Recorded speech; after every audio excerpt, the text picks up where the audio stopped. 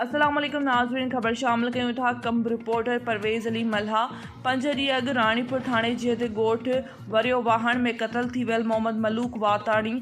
जे क़तल जा जवाबदार गिरफ़्तार न थी सघिया। मक़तूल जी घरवारी ऐं धीअरुनि जो क़ातिलनि जी गिरफ़्तारी लाइ पाक किताब खणी एहतिजाज। रिपोर्ट मौजूद 5 ॾींहं अॻु राणीपुर थाणे जे ॻोठ वरियो वाहण में क़तल थी वियल मोहम्मद मलूक वाताणी जे क़ातिलनि जी गिरफ़्तारी लाइ मक़तूल जी घरवारी मिसमात साइना वाताणी, मिसमात रहीमा खातून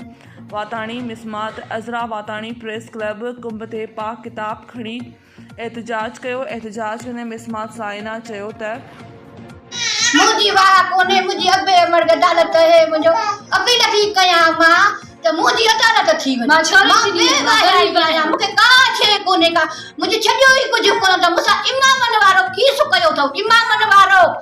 मुको पानी हाली मुको खचाऊ पानी घर डाठो पानी निकारी गयो फारू करायो घर ड्राए ए फारू कराए मुजा बधाऊ बधराए ओ मुजा डाठो माल मारायो माल ट्री हमी मारे वियो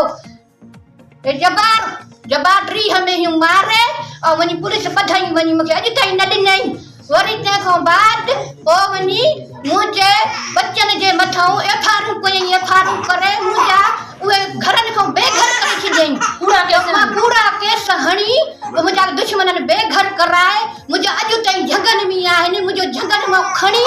और मुजो वडे गोठवारी पुल ते ठटियो वारे पुल ते मुजो वडे गोठ में मारियो था। मुझे पानी चुकाए सजी जेका उम्मत हुई सजी बीठी हुई दुश्मनन करे आ मुजो पुत्र मां पाण हुई में बाजे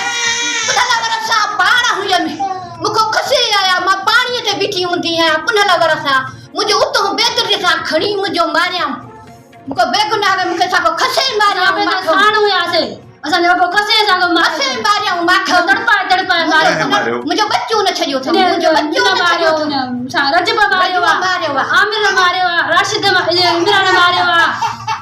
ठीक है।